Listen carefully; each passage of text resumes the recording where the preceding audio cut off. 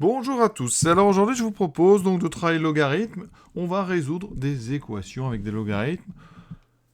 On montrera donc un petit peu tout ce qu'il faut savoir là-dessus. On regardera sur GeoGebra pour vérifier nos résultats, bien sûr.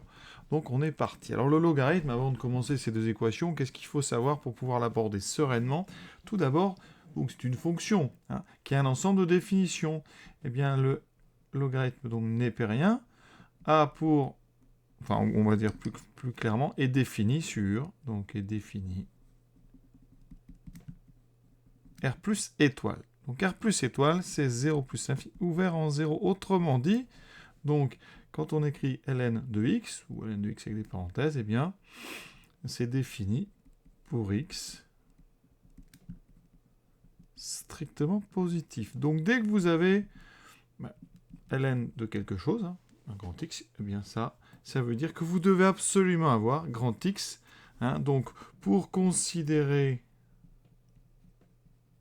ln de x, il faut que grand x soit impérativement strictement positif. Et ça va être la première étape qu'on va opérer à chaque fois, c'est vérifier, enfin chercher les valeurs de x déjà pour lesquelles on peut considérer ne serait-ce que le calcul de ce qu'on a devant nous. Donc ici on a ln de 9x, ln de x. Donc déjà, x doit vérifier déjà 9x bien positif, d'accord, strictement, parce que 9x, je l'ai mis dans un logarithme, donc pour considérer ln de 9x, je dois avoir 9x strictement positif. Et doit vérifier ça, et en même temps, x doit être positif parce qu'on a un ln, d'accord? Le ln de 9x impose 9x strictement positif, le ln de x impose x strictement positif. Alors, 9x positif, comme 9 est un nombre strictement positif, on peut diviser par 9, ça fait x positif, donc on retrouve x positif, donc forcément, on travaille, ce qu'on appelle un domaine de travail, on travaille donc sur 0 plus l'infini. Et si on trouve des solutions qui ne sont pas dans ce domaine, ça ne peut pas être des solutions. D'accord? Maintenant, on passe à la phase de résolution. Alors, il faut connaître quelques petites propriétés sur le logarithme. Alors, ici, quand on a A et B strictement positifs, eh bien, dès qu'on voit ln de A plus ln de B, eh bien, si A et B sont positifs, eh bien, on peut dire que ça fait ln de A fois B. Dans le cours, on dit que le logarithme d'un produit, c'est la somme des logarithmes. Ou la somme de logarithmes, c'est le logarithme du produit. Ça va être très important. Pourquoi? Parce que dans notre domaine de travail, on a bien 9x positif. Donc notre équation, toujours évidemment pour des nombres x positifs, eh bien, elle va être équivalente. Et le membre de gauche ici, ln de 9x plus lnx, on va le regrouper et on va transformer ça en ln de 9x fois x. J'insiste sur le produit. Après, dans la pratique, on va un tout petit peu plus vite. Ça veut dire que juste après, ça se transforme en ln de 9x au carré égale 25. Et mon domaine de travail, il est important, parce que vous voyez, si ici, je regarde ln de 9x au carré, si je prends un x négatif en moins 1, eh bien, ça va faire ln de 9, ça ne pose pas de problème. Alors que, eh bien, dans la partie juste d'avant, l'étape d'avant, si j'avais mis x égale moins 1, j'avais un gros problème, ça ne marchait pas. Donc vous voyez qu'il faut vraiment faire attention à ce domaine de travail. Et donc l'équivalence que vous mettez ici, elle est valable si on est sur des nombres strictement positifs. Ensuite, comment on va enlever un logarithme? Eh bien, il y a une propriété. On va la noter. La propriété, elle dit quoi? Eh bien, pour tout A strictement positif, si on a ln de x où grand x égale à A, eh bien ça équivaut à x égale exponentielle de A. D'accord? Et là, ça tombe bien parce que 25, c'est positif. Donc, eh bien, on va pouvoir dire que 9x au carré est donc égal à exponentielle de 25. Et là, on a maintenant devant nous une équation du second degré à résoudre très simple. On va diviser par 9. D'accord? Ça fait x carré égale exponentielle de 25 sur 9. Et maintenant, on a donc devant nous à résoudre une équation du second degré, en se rappelant quand même qu'on est toujours sur 0 plus l'infini. Donc ici, ça va nous donner des solutions potentielles. X est donc soit égal à moins la racine exponentielle 25 sur 9, ou x égale racine d'exponentielle 25 sur 9. Et maintenant, dans ces solutions qui sont pour l'instant potentielles, ça veut dire que il faut vérifier qu'on est bien dans le domaine de travail. Mais vous voyez, on travaille sur 0 plus l'infini, donc déjà, ça, c'est une solution qui n'est solution non acceptable. Parce qu'elle n'est pas strictement positive. Et donc, il vous reste une seule solution, par équivalence, c'est donc la solution de notre problème. Alors, ça veut dire que donc, une seule solution, donc x égale racine de e25 sur 9. Alors, on va simplifier un petit peu. Ça fait racine de e25 sur racine de 9, donc sur 3. Vous voyez, donc, on a 1/3 de la racine carrée de e25. Alors, racine carrée d'un exponentiel, je vais quand même vous rappeler la formule. Racine carrée de ex, c'est e de x à la puissance 1/2. C'est donc e de 1/2 de x. Donc ici, attention, ça ne va pas se transformer du tout en e5, mais ça va se transformer en e, donc 25 sur 2. E 25 demi. Donc 1/3 de e 25 demi. Donc S égale 1/3 de e 25 demi. Donc voilà un exercice intéressant. Donc pensez bien, on résout. Et ensuite, on fait le tri dans les solutions potentielles qu'on obtient, en se rappelant dans quel domaine on travaille. Et en termes de rédaction, on pourrait, mais c'est toujours étrange d'écrire ce genre de choses, on pourrait ici écrire équivaut à, donc x égale racine de 25 sur 9, en enlevant tout de suite la solution négative. Et dans ces cas, quand on fait ça, on rappelle ici que x est positif. D'accord ?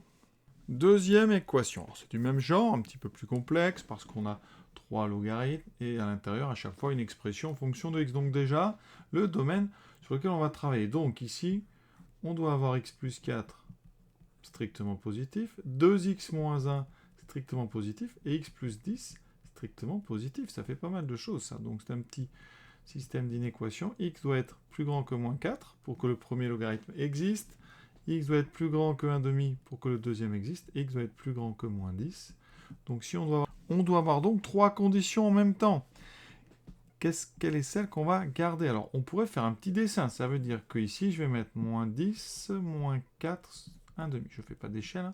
Je dois donc avoir en même temps x plus grand que moins 4 strictement. Donc je dois être ici. X doit être plus grand que 1/2. Je dois être ici. Et x doit être plus grand que moins 10. Donc je dois être dans les 3 zones en même temps, puisque les 3 conditions doivent être vraies en même temps. Donc je vais prendre celle qui est l'intersection de toutes. Donc ici, je dois être plus grand que 1/2. Donc on travaille sur l'intervalle, donc 1/2 plus l'infini. Et maintenant, on va passer à la phase de résolution. Et on vérifiera que les solutions potentielles qu'on trouve sont ou pas dans cet intervalle. La première étape, on va utiliser le même ressort que tout à l'heure. On sait que pour tout A et B strictement positif, ln de A plus ln de B, c'est égal à ln de AB. Et on peut revenir dans l'autre sens. Donc, sur notre domaine de travail, notre équation, elle est équivalente à ln de donc, x plus 4 fois 2x moins 1 égale à ln de x plus 10. D'accord ? Ensuite, on va utiliser une autre propriété. On a 2 logarithmes égaux, avec à l'intérieur des nombres qui sont strictement positifs. Eh bien, pour tout A et B positif, si on a ln de A égale ln de B, eh bien ça équivaut à A égale B. D'accord ? Donc ici, eh bien notre équation, elle équivaut à x plus 4 fois 2x moins 1 égale x plus 10. On a devant nous une équation du second degré. Et on sait résoudre. On va trouver les solutions et on gardera celles qui sont dans notre domaine de travail. Donc ici, on va développer tranquillement 2x2 moins x plus 8x moins 4 égale x plus 10. Donc 2x2. Ensuite, alors on met tout à gauche. Moins x plus 8, ça fait 7x. 7x moins 1, ça fait 6x. Moins 4 moins 10, ça fait moins 14 égale 0. On doit donc résoudre cette équation. Alors faites attention, Avant de passer tout de suite au discriminant, on regarde est-ce qu'on peut simplifier. Et on peut simplifier par 2, donc je divise tout par 2 des deux côtés. Ça me fera x2 plus 3x moins 7 égale 0. Quand on divise par 2 comme ça, on gagne du temps pour la recherche des solutions. Et après, vous savez faire, on attaque donc notre calcul de discriminant. Donc comme d'habitude, on fait des efforts toujours de présentation. A égale 1, B égale 3, C égale 7, ça c'est les coefficients de mon trinôme. Grâce à ça, je calcule delta, B carré moins 4 AC, donc B carré moins 4 fois 7, on calcule 9, plus 4 fois 7, 28, ça fait 37. C'est strictement positif. Deux solutions, x1, qui vaut moins b, moins 3, moins racine de 37, c'est un nombre premier, sur 2a, donc sur 2. Alors, je ne vais pas mettre x1, on va mettre... Si, on va faire comme ça. Et donc, nos deux solutions, x1, x2, donc x2, moins 3, plus racine de 37 sur 2. Donc, qu'est-ce qu'on vient de faire? Eh bien, notre équation ici, elle équivaut donc à x égale x1 ou x égale x2. Maintenant, est-ce que x1 et x2 sont dans notre domaine? Eh bien, clairement, x1 est strictement négatif. Donc, x1 n'appartient pas à 1/2 plus l'infini. Autrement dit, dans notre équation de départ, si vous remplacez x par x1, vous aurez un gros problème. Eh bien, ne serait-ce que sur donc, le ln de 2x moins 1. Vous aurez un souci parce qu'ici, x étant négatif, vous aurez le logarithme d'un nombre négatif, donc gros souci. D'accord? Ensuite, x2.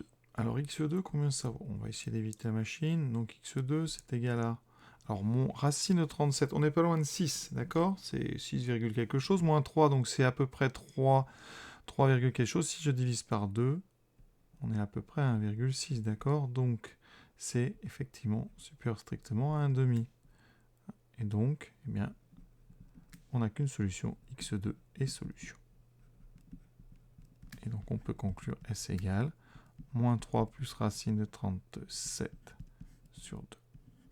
Alors, maintenant, comme on l'a fait pour la première équation, on regarde sur GeoGebra si on a fait du bon travail. Et pour ça, eh bien, qu'est-ce qu'on fait? Eh bien, d'abord, on rentre l'expression du membre de gauche, ln de x plus 4, plus ln donc de 2x moins 1, voilà. Vous pouvez remarquer déjà que le membre de gauche n'existe qu'à partir de 1/2, d'accord? Et maintenant, en parallèle, je trace la courbe de l'expression, donc de la fonction d'expression ln de x plus 10, voilà.